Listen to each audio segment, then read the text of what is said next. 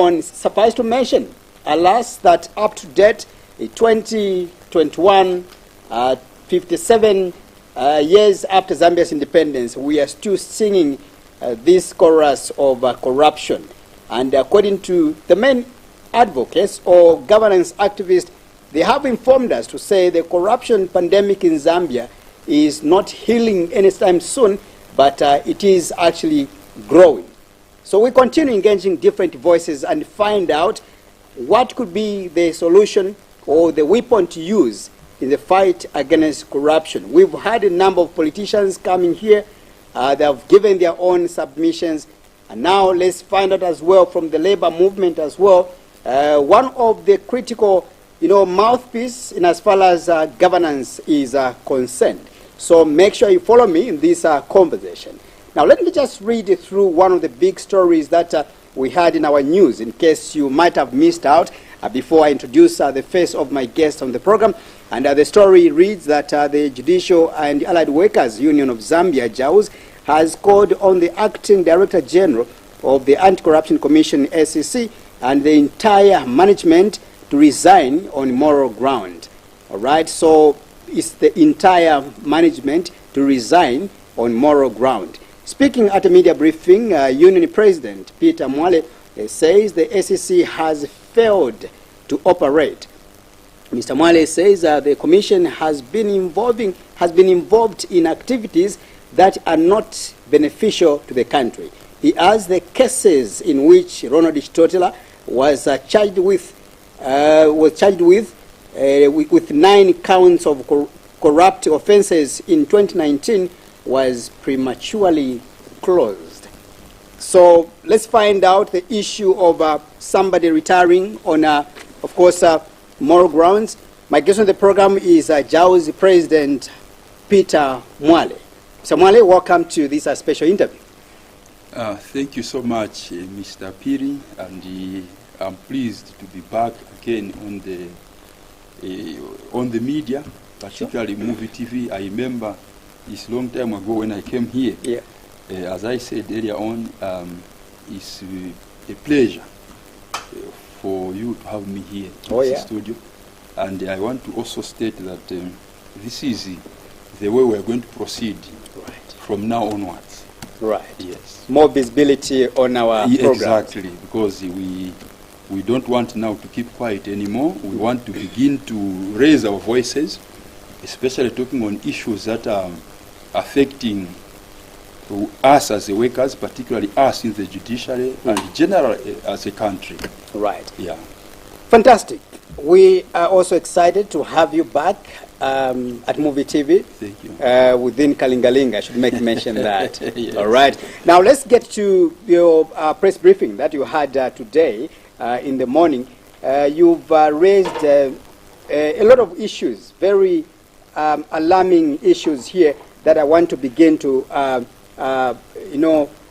just punch holes into that. You've called on the SEC Director General, that's Madam Rosemary Kuzwayo, if I can remember very well the name, yes. To resign with her entire management on moral grounds.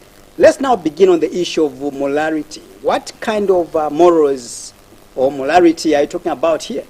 Yes. That doesn't exist in Madam Rosemary Kuzwayo and the entire team. Yes. Thank you so much, Mr. Piri, and the viewers out there. When we talk of Anti-Corruption Commission, that institution is an establishment of the Act of Parliament, and its mandate is enshrined in the laws of this country, which is very clear. And the core business of that Anti-Corruption Commission is to fight corruption, meaning that it has to investigate corruption, abuse of authority, So what is supposed to be done is that perhaps the question that I would want to answer here is that has the Anti-Corruption Commission worked to the expectation of the people of Zambia? That is one. Two, has the current Director General of the, she's acting, by the way. Yeah, sure. Acting Director General of the Anti-Corruption Commission operated within the confines of the Anti-Corruption Act? Those are the questions. Yeah. Now, I think that it's in public domain that most of the issues that we have raised in that statement are in public domain. And for me, as I speak here, I'm very confident that in terms of morality, the acting Director General of the Anti-Corruption, not only herself, the Drug Enforcement Commission and the police have not worked according to the expectation, one, of the law, and two, of the people of Zambia. The reasons are very simple. You know, when people go to complain, lodge complaints against any citizen of this country, that we suspect corrupt activities, they go and lodge a complaint to the Anti-Corruption Commission. Then the Anti-Corruption Commission opens an inquiry. They go to investigate. Now, what we expect to see in those cases is finally to see that those cases that have been investigated, mind you, at a huge cost. Sure. Taxpayers' money. Now, they investigate and they get even statements from those suspects. Then these matters don't see a day in court. Is that in order? The answer is no. Most of those cases there, for example, we talked about Mr. Ronald Chitotela. In 2019, he had 19 counts. Okay? He had 19 counts. And I believe that the Anti-Corruption Commission investigated those matters and he made a decision. In the first place, why should you go and interrogate somebody when at the end of the day you don't that person to the courts of law? Now, that is where we have a problem with the Anti-Corruption Commission. Now, I want to remind you, Mr. Piri and the viewers out there, that from the time the acting Director General became the Director General for Anti-Corruption Commission, I want you to help me mention which high-profile case that the Anti-Corruption Commission has prosecuted, and yet we have so many of those high-profile citizens in this country, particularly politicians, okay? Politicians and certain individuals who were reported and the investigations carried out, and all those cases have not seen a day in a court of law. That brings suspicion. So now, when we look at the anti-corruption and its mandate that is derived from the Constitution of Zambia, their role is to investigate corruption that are reported to it and take those cases in the courts of law. The Anti-Corruption Commission has no power to clear anybody. What they do is that you investigate, take a person to court, let the court decide and acquit that person. So when we talk of morality in these public offices, especially anti-corruption, we look at the manner in which the commission itself is operating vis-a-vis the allegations that have been reported to it. So basically, we have seen and found out that I think that the anti-corruption has not performed according to the act itself. At the end of the day, it has brought a lot of doubts in most Zambians, including ourselves. All right. Yes. Thank you so much, and let's proceed on this aspect. When I went through your, of course, some of the questions, I mean the points you brought out in that press briefing was the issue of lack of morality among these officials. And we went further to accuse that the SEC of having failed to operate, something that you have possibly managed to justify, looking at what you just stated. Now, let's go back to the issue of Honorable Chitotela, the single name you've just picked out as of now. All right? Are there other names that you feel that these individuals had cases and their cases were not fully investigated or executed upon? Yes, in fact, there are so many issues. I think that if you read my statement or our statement as Judicial and Allied Workers Union of Zambia, is that there are so many high-profile people that were investigated. Okay? And I remember on the list, you looked at the press statement, isn't it? Yeah. I've mentioned quite a number of people that were reported to anti-corruption on corrupt practices. Yeah. And those individuals, when they were reported to anti-corruption, I'm confident that anti-corruption opened inquiries, went and investigated, and all these cases, none of them went to court. All right. Let's have examples of those high-profile individuals. Of course, in the statement there I mentioned Bowman Nusambo, Doris Lia, Vincent Mwale, Chandakawe, Dr. Miti. The list is quite long. I'm sure you had a sight of your journalist covered that. Of course I did. I just went everything to those names from your mouth. Those names were reported to Anti-Corruption Commission on corrupt practices. These are suspects. And the reason why people went and reported them to Anti-Corruption Commission was that they suspect that these individuals were involved in corrupt practices. And the anti-corruption has a duty to investigate, which they did, I believe. Yeah. And no matter what happens in those investigations, the anti-corruption has a duty also to inform the members of the public on how these investigations have gone. I'm sure not long ago, Mr. Piri, if you may remember, I think last week or so, anti-corruption held a press conference. What did they tell us? They told us that a councillor, a named councillor, bought a what? A bank.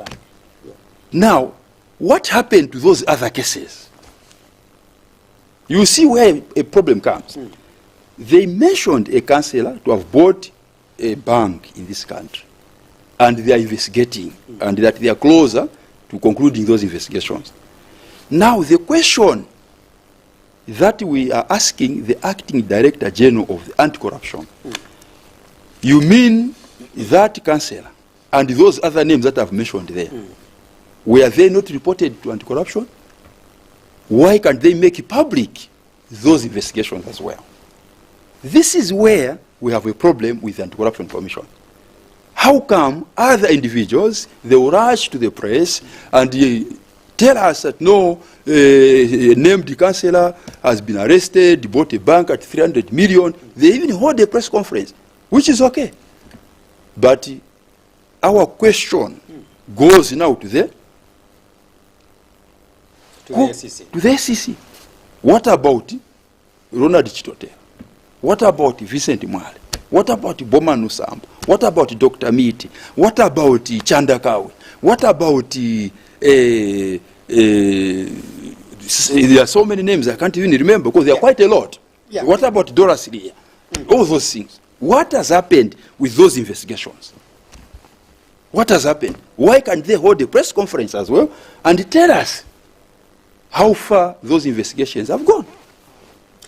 I want to believe that you are among the, you could be among the whistleblowers that could sometimes will come out and like you did today, you came out and brought out certain names that you suspect that these individuals possibly are involved in dubious activities. And they have gone scot-free by the SEC and the other investigative wing. Exactly. The question is to you, Mr. Mwale, have you tried to approach the SEC and the other agencies to report personally not based on what other people might have reported. Because mind you, the SEC and other institutions, they depend on valid evidence or vivid evidence for them to prosecute someone. Have you attempted to approach these officers and engage them in a dialogue to say, this is what I have, and I feel that Mr. X, Madam Y, BZ, they are involved in corruption activities? You see, if you heard our press conference today, I'm not the one reporting these people. Yeah. These people were already reported. Yeah. Get my point? Sure. They were already reported, investigations carried. You understand? And I can challenge the acting director general today of the Anti-Corruption Commission whether these individuals were not investigated by the SEC. I'm not reporting anybody. Maybe let's talk about no, I'm coming. Some names here. Yes. Let's talk about names like, even myself, I could be behind, and there's some people that are watching us. Names like Honorable Vincent Mwale, for example. You've brought out a name like Honorable Doris Leah. We've got names like Chanda Kawe, the former PS, among others. Have these people been reported? Yes, they have. Who has reported them? Well, that one is up to the acting director general of Anti-Corruption to answer that question. That's why now there's a problem here. Yes. We are not going to sit here, Mr. Mwale, and begins to possibly use innuendos, for lack of better words, those are not or to malign people. Those are for not. Me, listen. I know you as a courageous man. Listen. And you can point out to say. No. Listen. Okay, let me ask you about Yes. Honorable Stotela. Yes. Were these people reported? Yes, they Who were. reported them? Well, I'm not aware, but I can tell you.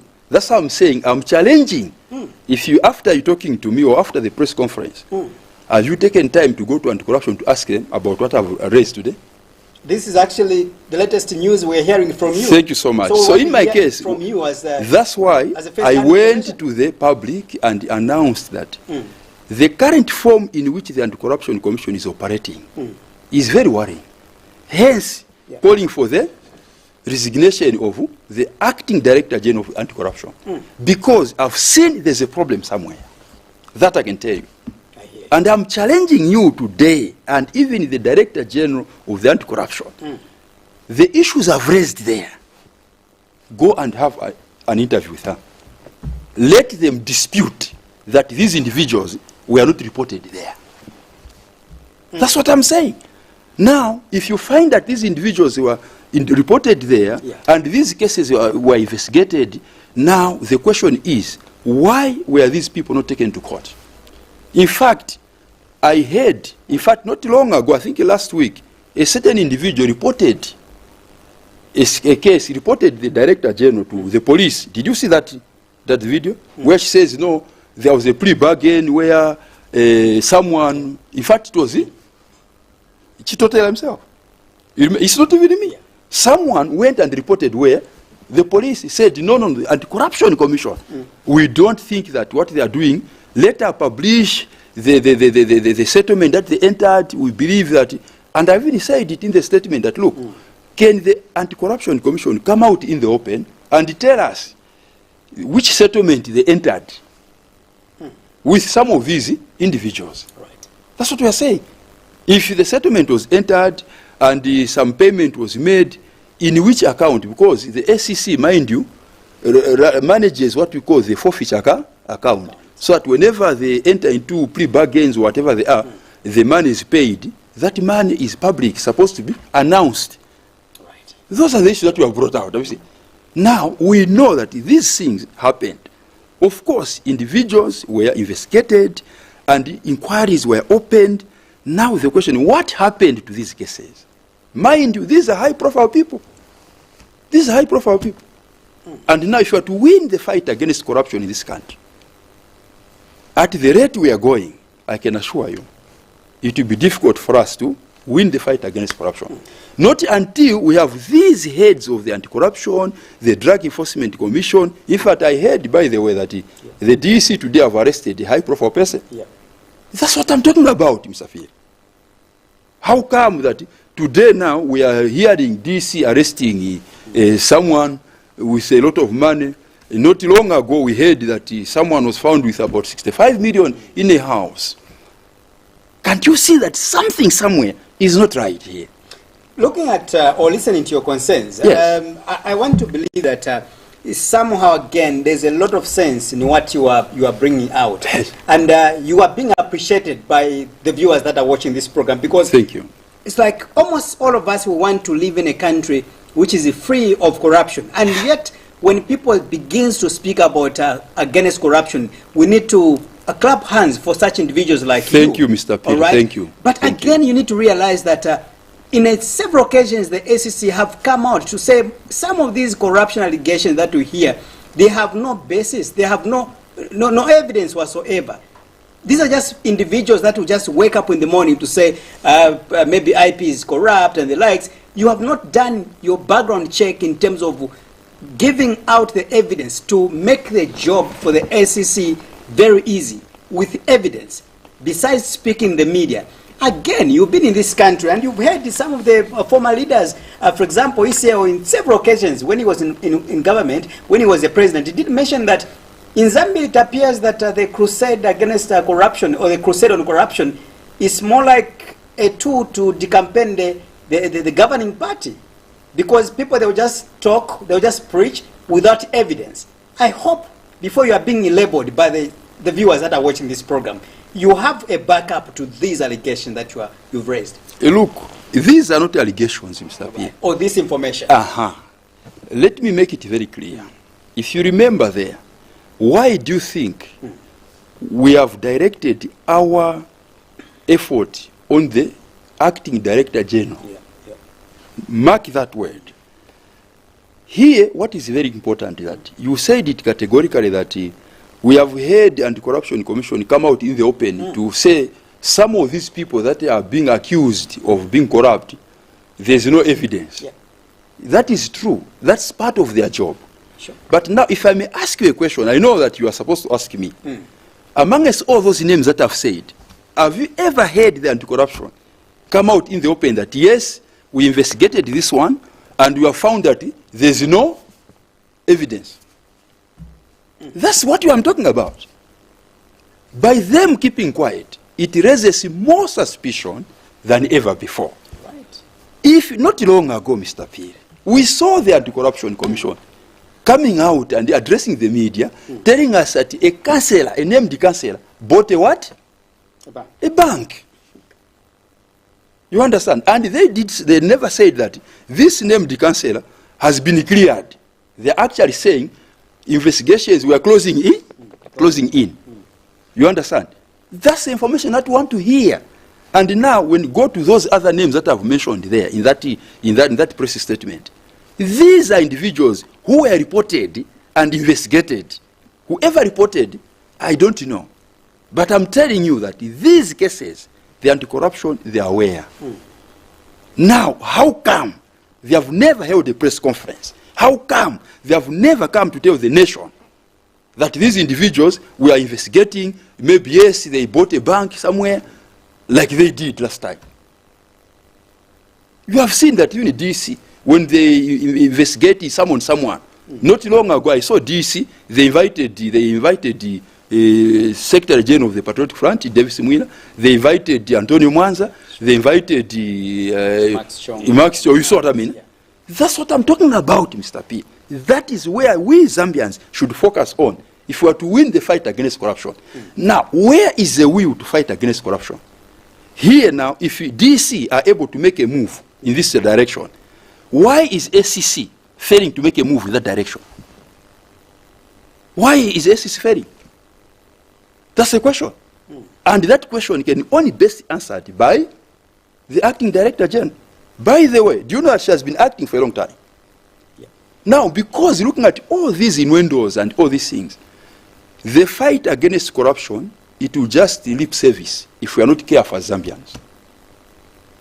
It is going to be lip service. What we want to see from now onwards is that let the fight against corruption be a genuine fight. Why can't we give them, or give Madam Rosemary Kuzwa and the team maybe a benefit of doubt that possibly they are doing all they can, of course, bit by bit or in an orderly manner, not doing things in a rush for the sake of impressing you and I. No. You see, when the law enforcement agencies, they receive a complaint against me or you, Mr. Piri, and they are mandated to investigate and inform the members of the public the outcome of those investigations. You understand? So now, to suggest that, why can't we give them time? How much time?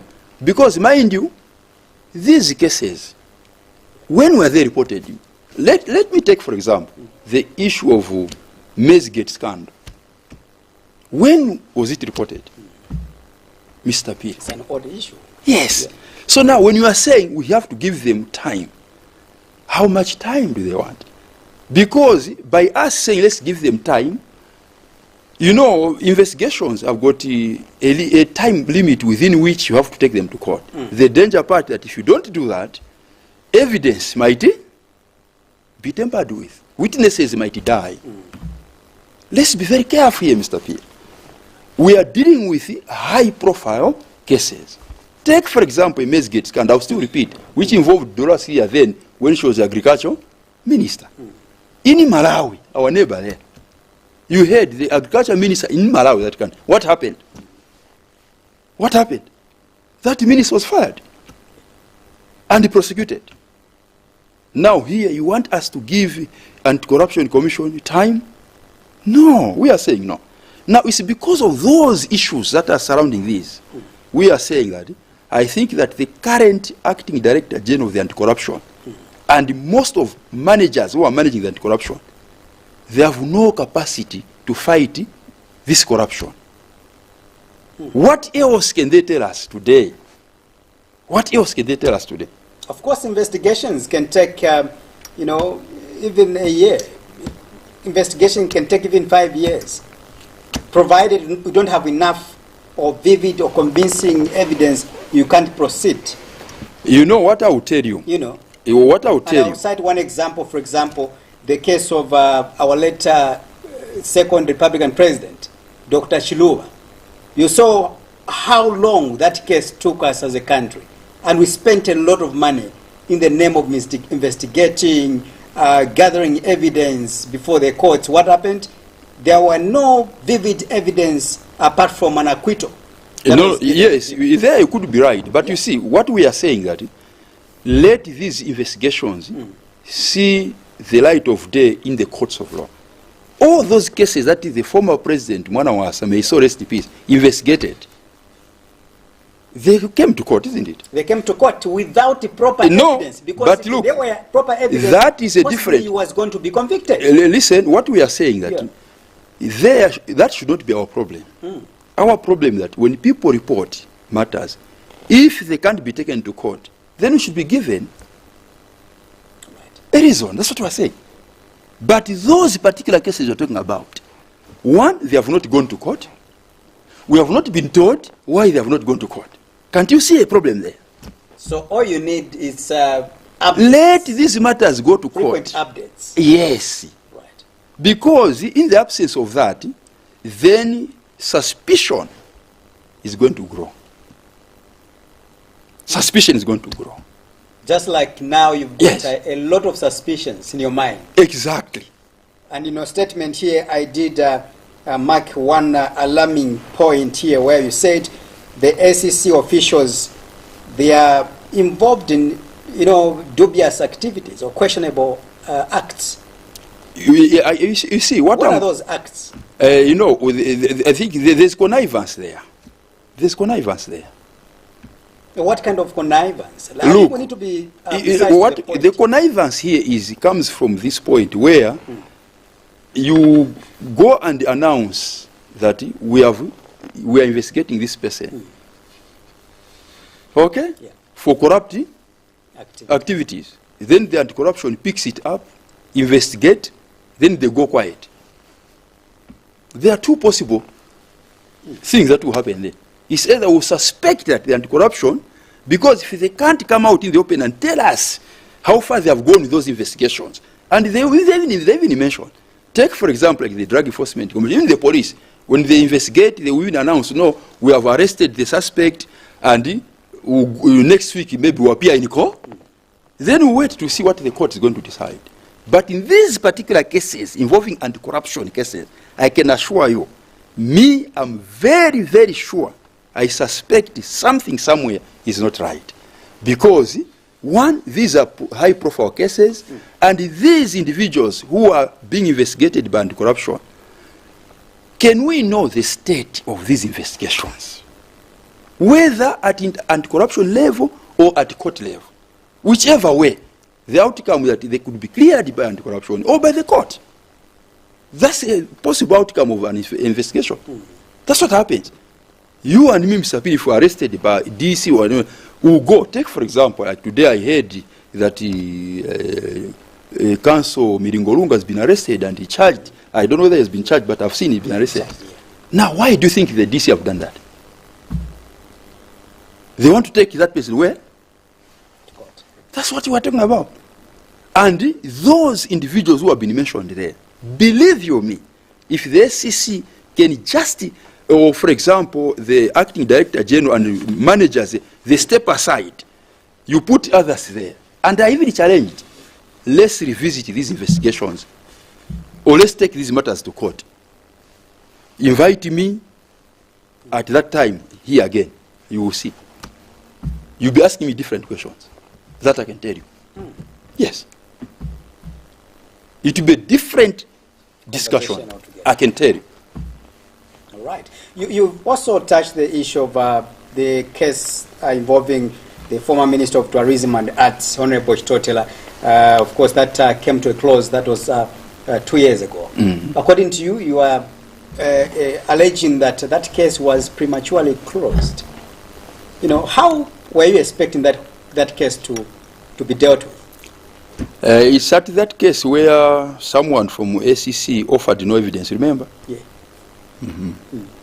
In fact, if you look at that case, the offer of no evidence was not genuine. It was not genuine. Right. Yes. There's no way the anti-corruption can spend the money, go and investigate, and decide to take someone to court. Then the same anti-corruption, Mr. P, comes to offer no evidence. Does it make sense to you? That was the case of Honorable Chitotela. Is it? Is it Chitotela or Chitalo Chilufya? I don't know, one of them. I'm even confused now. Yeah. Chilufya, yes. Yes. Chitalo Chilufya. Yes. Yeah. Have you seen that? Yes. Now, I do agree with you. Yes. I've got a question. I've got a follow-up question. It's not, you know, the issue of Honorable Chitalo Chilufya. Now, before we go to the case of Honorable Chitalo Chilufya, at that time, let's talk about the case involving Honorable Chitotela. You are saying that case was prematurely closed. How premature was it? Before we go to the issue to deal with Honorable Chitalo Chilufya. That case, I can assure you, if today we had to constitute a tribunal and inquire into what transpired in that case, I can assure you, I can challenge you that let's do that, then come and call me for another interview. That I can guarantee you. The issues, you see, the issues that we have raised there, Yeah. those are issues. The question is going to, it may not be direct to those individuals. Those individuals are suspects, by the way. Yeah. Okay? The way. The query that we have is the Anti-Corruption Commission and its mandate. How have they gone quiet on these cases, high-profile cases? That is where the question is. Do you agree with me here, Mr. President, that Honorable Chitotela is a free man as we speak right now?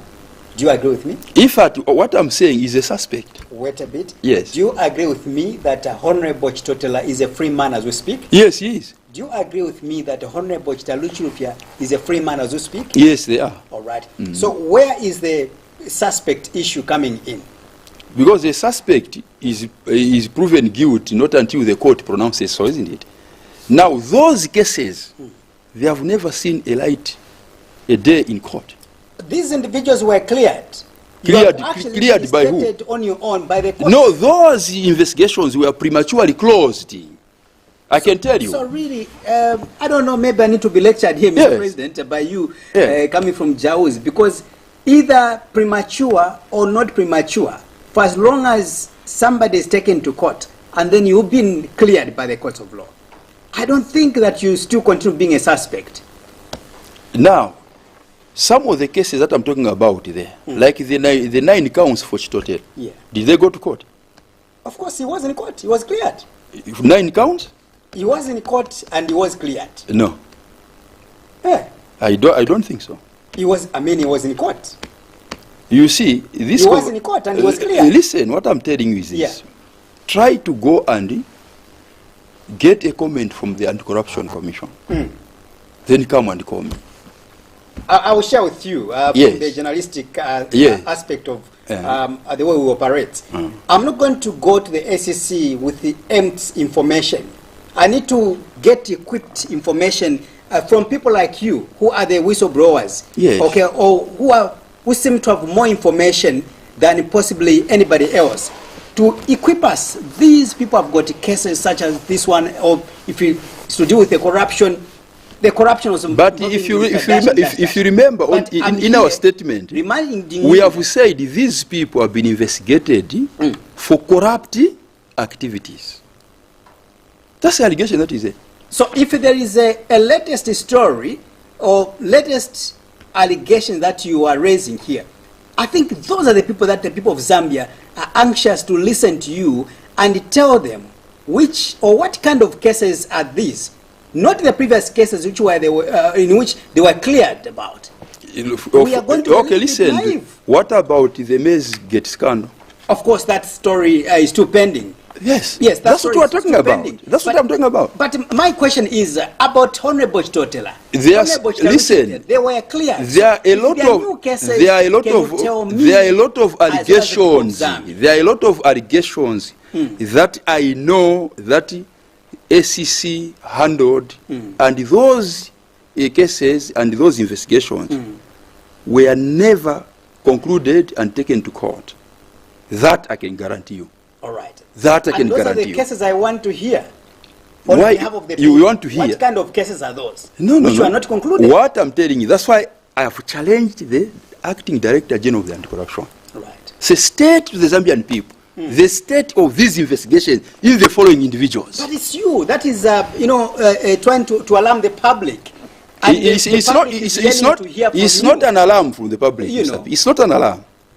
For me to go to the press and highlight those issues, I know what I'm talking about. All right. I will spare you on that one. Yes. I can't push you further. But on the premature closure of some of these cases, that's where I think I would want to listen more to you. When you say premature closed, what kind of prematurity are you talking about here? Take, for example, I remember you heard the case of Savenda. Yeah. Where investigators went and seized a laptop and an iPhone, where there was credible and valuable information regarding to the investigation. Then a day or two, they are told to return those things to the suspect. And that case ended there. Those are the issues I'm talking about. I've stated categorically, Mr. Piri, in my statement, that you see, we know what is happening there, and because of this, you don't carry out investigations like that. No. Investigations are supposed to be conclusive by ensuring that all the efforts that the Anti-Corruption Commission has taken to investigate these people on corrupt activities, they are investigated, and professional judgment is made by those who went on the ground to investigate, and they have formed an opinion that this is a good case to take to court. Then that case is not taken to court. Those are the issues we're talking about. Let's talk about the lack of evidence before the courts or in these investigations matters we're talking about. I want to believe, anyway, there are a lot of schools of thoughts here, of which others have told us to say sometimes the ACC will not come out and give you a brief or give you an update with regards to how far they have gone with certain matters, because if they are going to do that, they are going to jeopardize their investigations or their operations. All right? And an example we can cite, for example, it's the case involving the former Minister of Health, Honorable Chitalo Chufya, in which you actually cited that he went in court. He was dragged to the court of law by the ACC itself. In the midst of that case, we saw some kind of drama, that happened, in the presence or in front of the magistrate. You have used the word drama, isn't it? Exactly. Yeah. So why have you used the word drama? Yeah, where a witness comes out from the ACC confessing to say, I do not have any evidence against this man. Mm-hmm. So maybe they have learned a lesson to say when you do not have enough information or enough ammunitions, you can't go out and alarm the public. You see, that is where a problem is in those cases. Because, you see, in a layman's language, it's not normal for ACC to go full throttle to investigate a person, interview that person, charge that person, then take him to court. Then the same Anti-Corruption Commission comes back and say, we have no evidence. We have no evidence. That's why you have used the word DRA. Yeah. Why? That is suspicion itself. This is why we Zambians should begin to question these law enforcement agencies. Because it does not make sense. You go and investigate, arrest somebody, take to court. You, the same person, then you come and say, there's no evidence. In the first place, why did you arrest that person? You see that? Why did you arrest that person? So now if we say, okay, maybe that person was told to go and say what he said in court.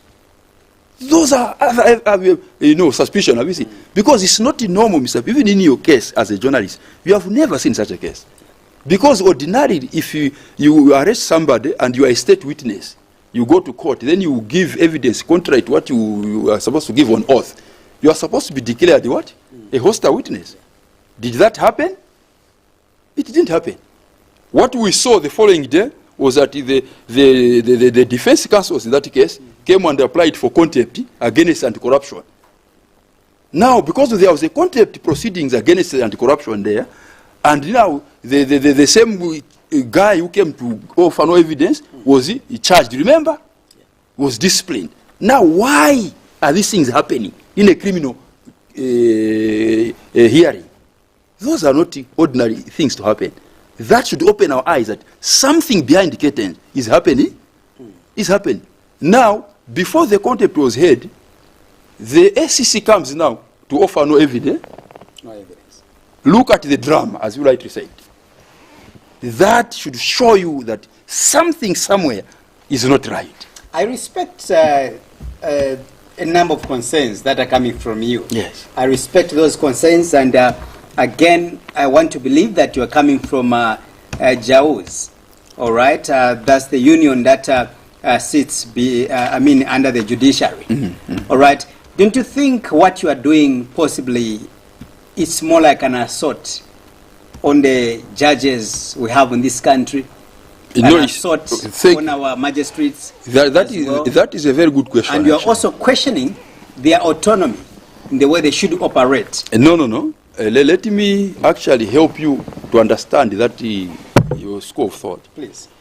You see, the judicial process starts with law enforcement agencies.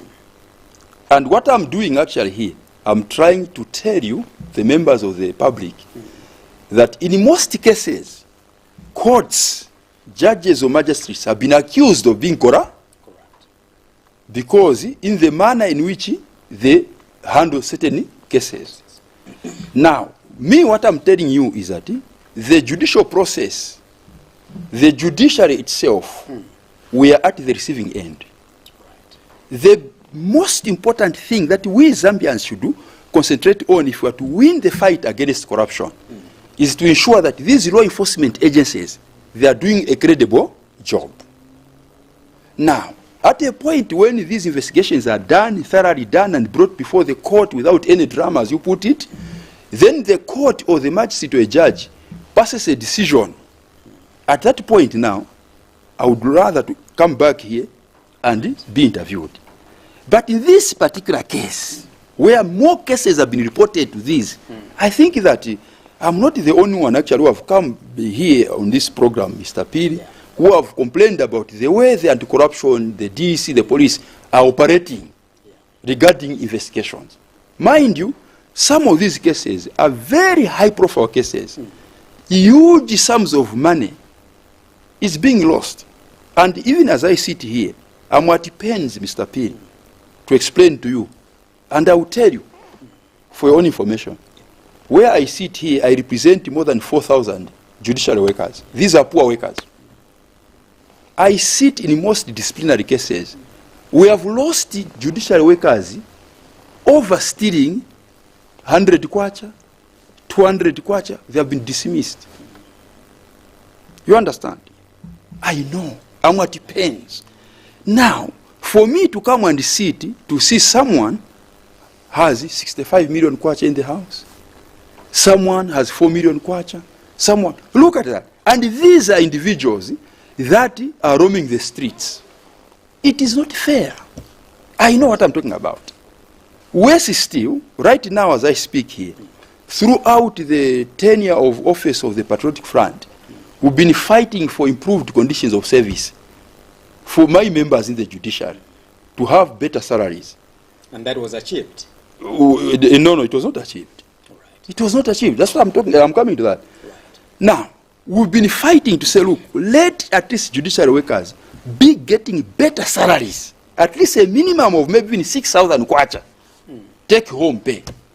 But government has been telling us there's no money.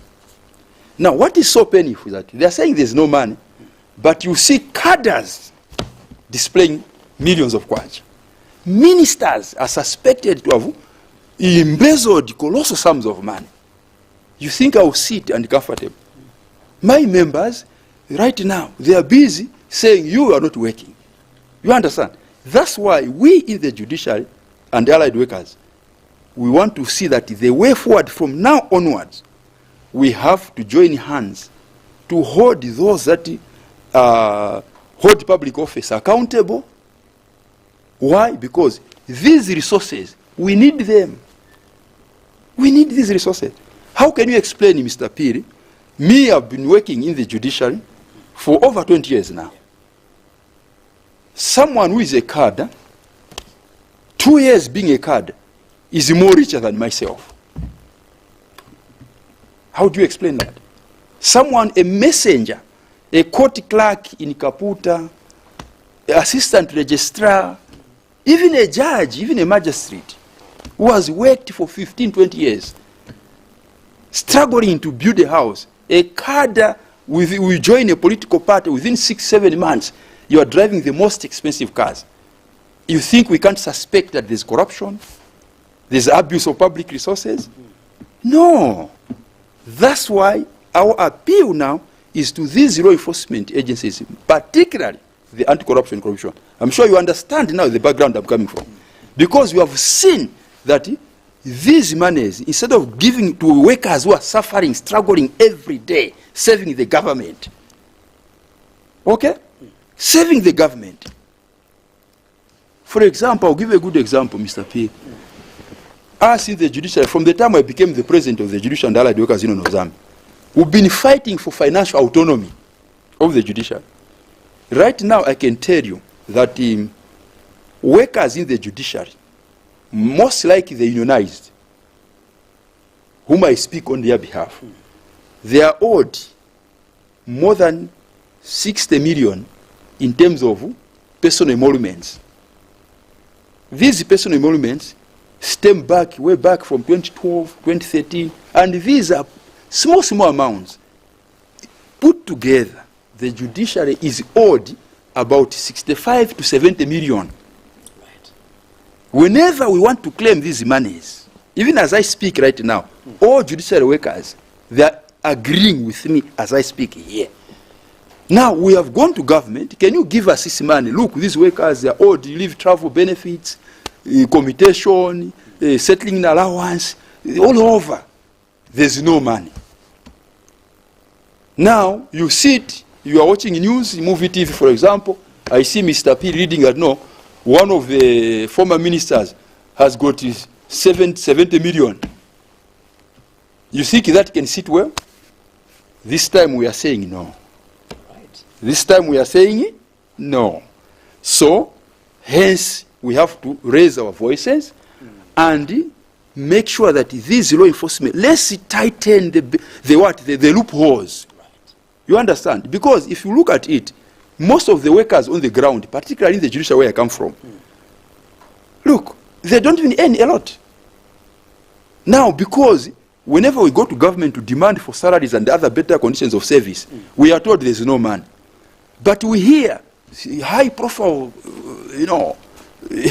cases of public resources abuse of authority by those in senior, positions in government.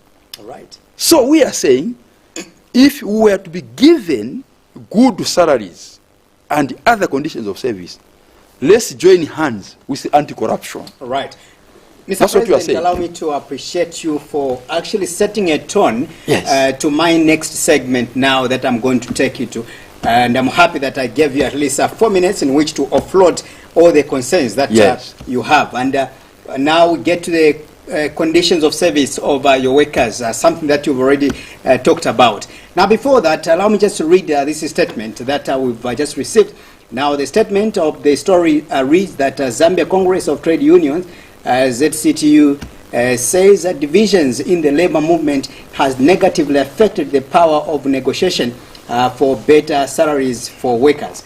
Speaking during a seminar on trade union transformation in Livingstone, ZCTU President Chishimba Nkole notes with a concern that the trade union in Zambia are politically aligned. All right. Mr. Nkole says it has made it difficult to speak with the independent mind of workers' rights. He cites the now buried Bill 10 and as an issue that ZCTU was demonized over by politicians through fellow labor leaders for not supporting the document. He has, he calls on trade unions to always speak with one voice, which is aimed at benefiting workers in the country as opposed to personal benefits.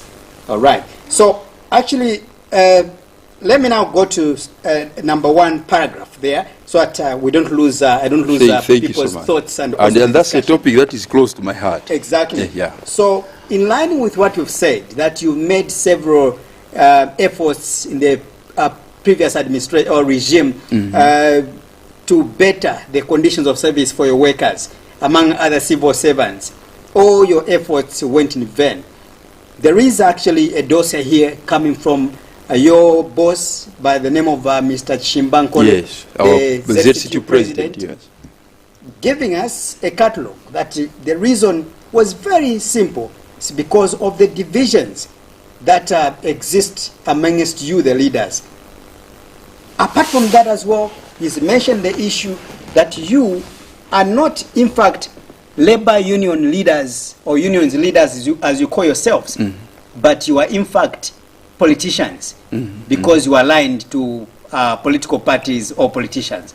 So really, how would you question those that are in government today to listen to you, or how would you help to clean the house for those that are in government when your house is divided? We are dealing with a politician now here. Very good. Yes. First of all, I would like to agree with my president, Mr. Chishimba Nkole, that there has been divisions in the labor movement. And that is a topic actually that is close to my heart. You know, I've been in the labor movement for quite some time. So I know I have a vast experience. I know the weaknesses and the strength that we have as a labor movement. Now, when you talk of divisions in the labor movement, first of all, you should understand that the Judicial and Allied Workers Union of Zambia, like many other unions, we are the affiliates of Zambia Congress of Trade Unions. where Chimbankole is my president at the Congress level. Now, you see, these unions, even in public service, me, I come from the public sector. Yes. Now, what is very important, when we say unions, we don't speak with one voice. And even he picked a good example. We unions, we speak with one voice on certain national issues. Right. Okay? Yeah. Take, for example, like the issue that I'm speaking about corruption, for example. That is a national issue that we should speak with one voice. Okay? Because what I'm talking about is a thing that has negatively affected us unions in terms of our bargaining power when you go to the bargaining table. Right. However, what is on the ground today is that unions have got sectors. Take, for example, me, I come from the judicial sector of government. And there in the judiciary, I know the terms and conditions. And even when we go to bargain, I know, because the judiciary and the environment in which we operate is not the same as teachers. You understand? Eh? Now, when we talk of the bargaining power in trying to improve our conditions of service, I will give a good example like us in the judiciary. In the judiciary, from time immemorial, we have always said that judiciary, we want to have autonomous conditions of service. What do I mean? I will give a good example. You know, judiciary is an arm of government. You know, a democratic government has got three arms. We have the executive, the judiciary, and legislature. Judiciary ourselves, our conditions are the lowest ever in the public service. And I've got an example. Go to National Assembly there, which is an arm of government. A typist there in the National Assembly, and a typist at the judiciary. And this is information that even you yourself as a journalist, go and find out. Same training, same qualifications. A secretary there at the National Assembly gets how much? 13,000 kwacha. Same qualifications, all of them, they went at Evelyn Horn. A secretary in the judiciary, a typist in the judiciary, gets 5,000. That is a problem. And this song, Mr. Piri, we've been singing it. Why the disparities? Exactly. That is a big elephant in the room. The disparities are, there is an equal sharing of the national cake. An equal sharing of the national cake. So this time around, we have demanded that the judiciary, let it be granted its financial autonomy. And what do I mean? We need to be determining our own conditions of service. We need to be determining our own budget. Right now, as I speak, the judiciary of Zambia today, it has no financial autonomy. It hasn't got. Even the payroll of the judiciary is being managed by Public Service Management Division. But Parliament payroll is managed by Parliament itself. So these are some of the things that we've been crying to the executive. And we started this during the time of Edgar Lungu and his Patriotic Front. You understand? So when we started, because we know where we want to go. Moreover, judiciary, you know, we generate revenue as a judiciary. We generate a lot of revenue.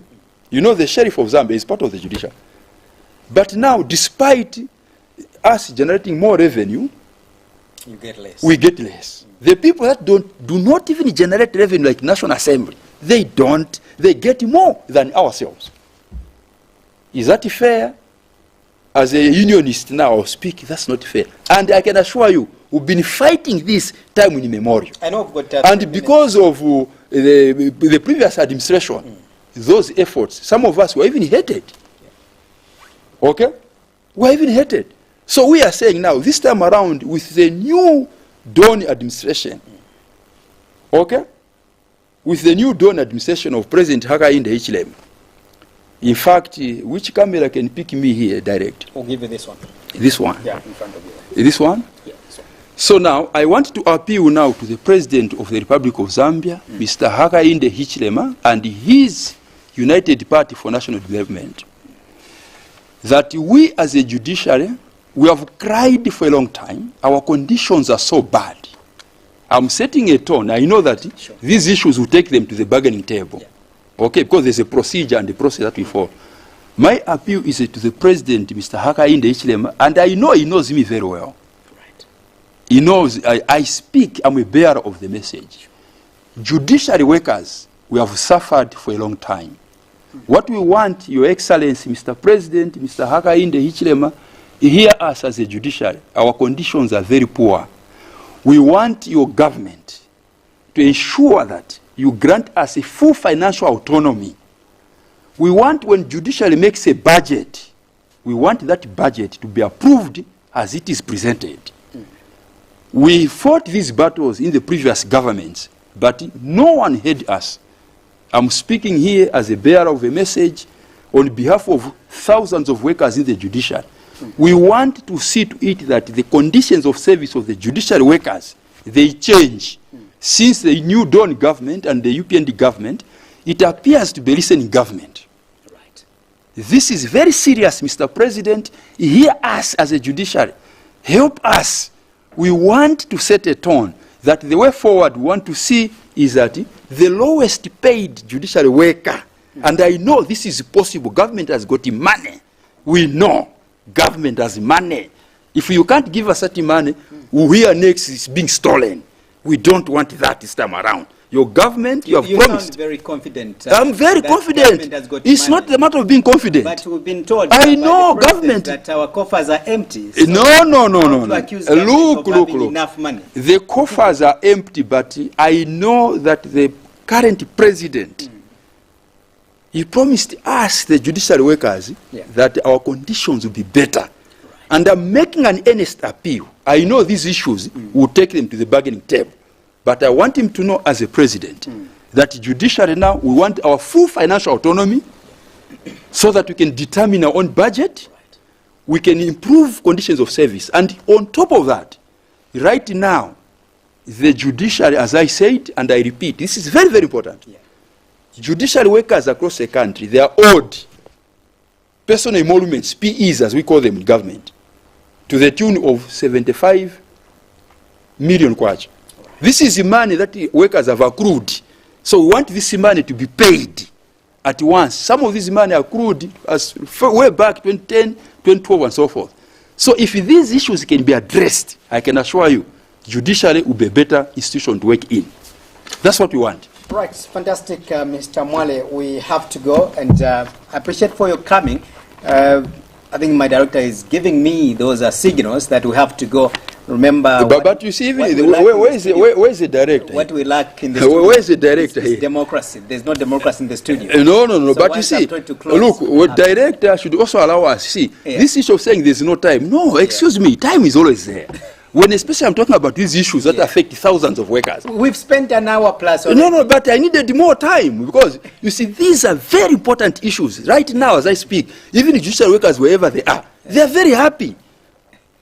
They are very happy. So I have to take advantage of this opportunity. So if that director is there, the one there is that one.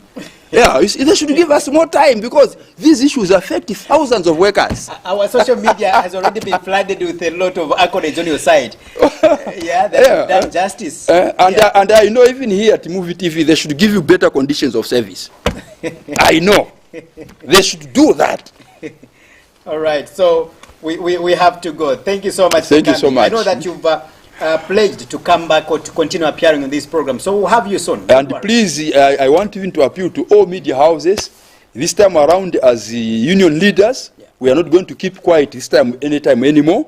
We need to speak now so that we can represent our members. And you shall not be aligned to any political party. No, we don't want. In fact, that one. Yeah. Look, me. Because you've been exposed by your boss. Oh, no, look, when he said that, he didn't mean all of us. I think even you, Mr. Innocent, I know that weakness is there, but it's not all of us that were inclined to the politicians. And you can see even the way I'm speaking here. Of course, there are always In my case, the mandate that I have is to speak on behalf of judicial workers. I will never